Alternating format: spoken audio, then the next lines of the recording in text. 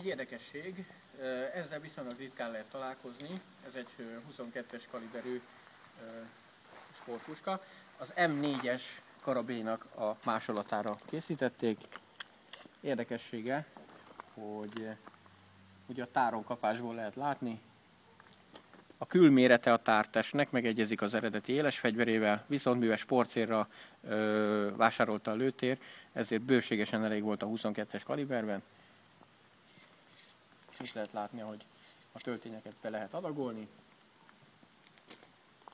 Ami érdekessége még, ugyanúgy szinte minden alkotó eleme ugyanúgy működik neki, mint az eredeti fegyveren. Annyi a különbség, hogy 22-es kaliberű a fegyverünk.